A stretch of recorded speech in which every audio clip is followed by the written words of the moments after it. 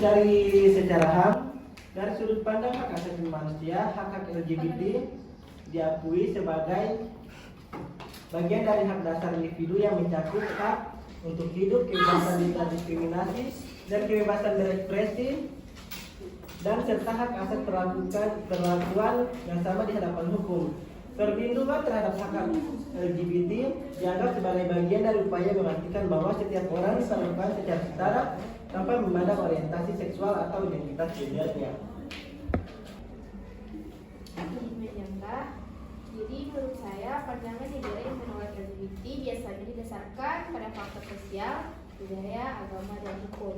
Nah, di sini kita membahas tentang HAM, yang dimana sudah banyak kasus-kasus LGBT yang ditolak oleh HAM sendiri. Karena menurut di negara Indonesia ini, kasus LGBT adalah satu kesalahan yang cukup besar dan fatal.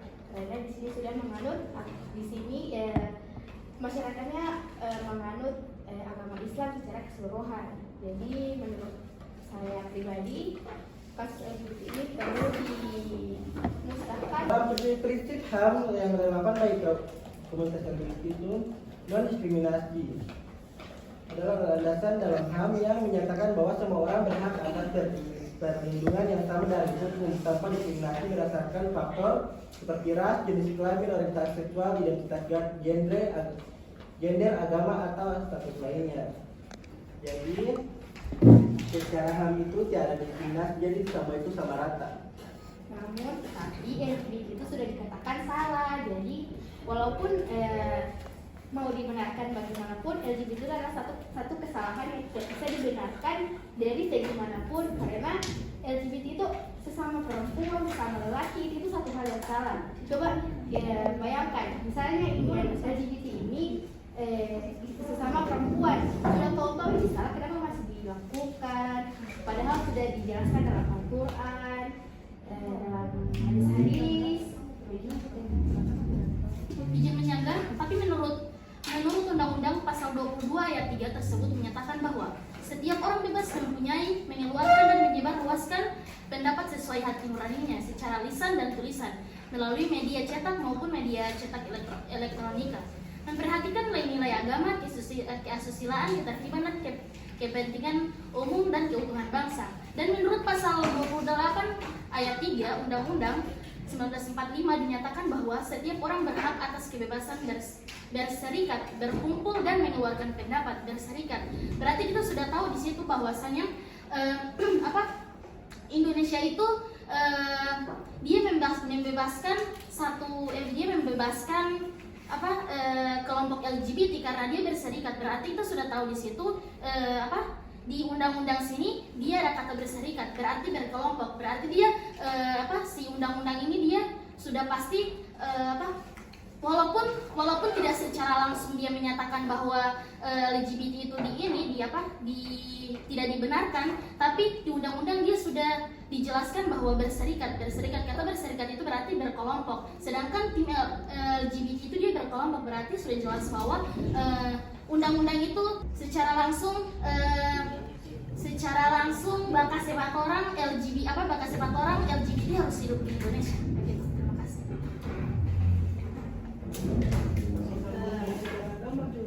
Secara agama juga Islam mengajarkan kasih sayang dan penerimaan setiap individu termasuk LGBT. Nah, LGBT juga salah satu ciptaan Tuhan kan. Jadi mereka juga berhak mendapatkan hak-haknya tanpa diskriminasi. Nah, untuk menghormati dan menghargai setiap individu, pastinya kalian juga harus kayak agak menghormati mereka. Macam intinya jangan menghujat atau apa baik itu. Kebanyakan kalian tim kontra sering menghujat para kelompok LGBT. Jadi seharusnya kalian menghormati. Ya salah, tapi jangan kayak jangan memojokkan sekali, kayak apa sih, jangan dilihat dia suka sama jenis dia itu, jangan baik itu, please. Jadi kita harus saling menghormati dan menghargai setiap individu. Izin menyanggah, Namun dalam agama tertentu memiliki ajaran yang menentang perilaku homoseksual atau identitas gender non-biner. Jadi banyak orang berpendapat bahwa mengubah keyakinan agama tidak mungkin atau tidak diperbolehkan. Tapi biasanya LGBT itu mengubah keyakinan agama, sedangkan di agama sendiri saja diajarkan kalau kita itu adalah saling menghormati ciptaan Tuhan. Bagaimana kalau LGBT itu dapat mengubah sesuatu agama sesuai Anda katakan tadi, bagaimana LGBT bisa mengubah agama? Yang namanya LGBT kodratnya. Contohnya dia sebagai laki-laki merubah ke perempuan, atau begitu juga dengan sebaliknya, dia merubah ke laki-laki, atau dia bisa sesama jenis. Jadi dia tidak mensyukuri apa yang sudah Allah berikan. Tapi dalam demokrasi sendiri LGBT itu bukan maksudnya kayak tidak mensyukuri, tapi itu termasuk kayak kebebasan individu. Jadi ya orang bebas melakukan apapun yang selagi tidak mengganggu. Emangnya orang itu pasti mau pakai rok, mau pakai ini sumpah agak panggung cowok begitu, tidak kan? Tidak tergoda. Maksudnya kalau misalnya nggak tergoda itu termasuk individu masing-masing. Kalau misalnya mau nih kayak dorang babadian, dorang cuma pakai begini, kamu nih agak, alah kenapa nggak pakai rok, pengagus kayak pemandangan, padahal dorang cuma babadian begini.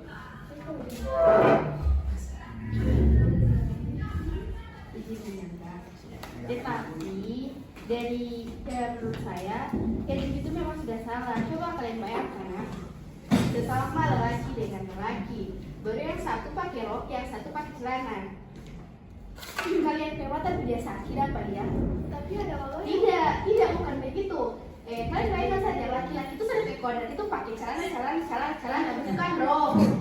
Cuk, baru suka pakai make up, coba bahasa lagi itu bukan orang tidak nyaman, tapi dari dari pemerintah Amerika tidak menganjurkan itu LGBT, dan menurut agama Islam sudah ditetapkan, sudah ada ayat-ayatnya itu sudah membahas yang dimana dia menolak keras antara lelaki dengan lelaki dan perempuan dengan perempuan. Jika kalian semakin melakukan itu, berarti tanda-tanda kalian sudah di akhir zaman, berarti kalian sudah dijak. Izinnya nggak berdasarkan apa? Berdasarkan undang-undang apa Anda berbicara tentang LGBT bahwa dilarang keras di dalam di Indonesia? Terima kasih. Itu bukan dalam undang-undang, tapi dalam pandangan keagamaan. Berarti kalian salah, tidak boleh, karena kita sekarang hidup di Indonesia. Gimana di Indonesia itu kita bukan tentang di Arab Saudi, kerajaan. Berarti kita harus mematuhi perintah-perintah raja. Tidak. Kita di sini berdasarkan Pancasila dan undang-undang. Kita hidup di bawah naungan Pancasila dan undang-undang. Jadi saya tanya, berdasarkan apa kalian ngomong berbicara tentang Indonesia melarang keras LGBT? Saya bukan menanyakan agama, tapi saya menanyakan tentang di mana di Indonesia LGBT di negara demokrasi. Kenapa kita berbicara tentang agama? Sesuai dengan pandangan dengan materi kita hari ini, pandangan agama. Jadi kita berbicara tentang agama.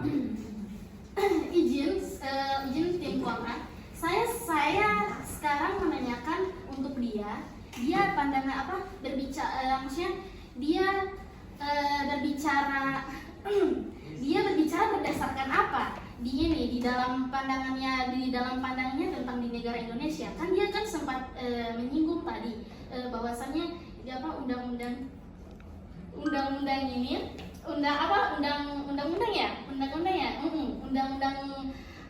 pasal berapa, ayat berapa dia bilang ini LGBT dilarang di Indonesia.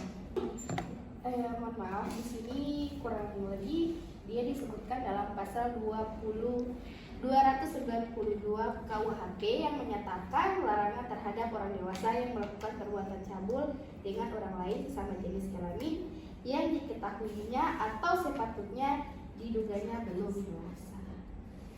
Baik, tapi kan di Indonesia ada HAM, yaitu hak asasi manusia yang mendasar yang dimiliki oleh setiap orang sejak lahir tanpa memandang suku, agama, ras, dan jenis kelamin, kebangsaan, dan status sosial.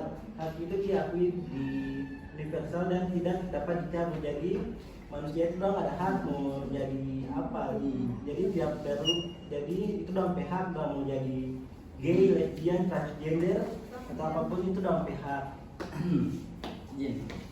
Tapi memang ada HAM, tapi HAM itu tidak bisa diartikan begitu saja tanpa mempertimbangkan norma atau sosial dan budaya setempat. Yang ada malah nambah ini lagi. Sesuai dengan HAM, hak asasi manusia, yang dimana semua manusia itu berhak mendapatkan apa yang dia inginkan selama itu tidak merugikan orang, selama itu tidak membuat masalah di hidup itu orang, selama orang tidak bapak-bapak orang tidak membuat yang rugi, itu tidak masalah. Ya, di HAM izin banyak nyangga, di HAM juga LGBT berhak untuk menentukan identitas dan orientasi pribadinya tanpa ancaman dan tekanan. Kalau misalnya mereka mendandani diri sendiri, kemudian bilang kayak alah jangan, karena ini jelek sekali begitu, dia tuh itu sama dengan tekanan. Oh, ini melanggar HAM dong.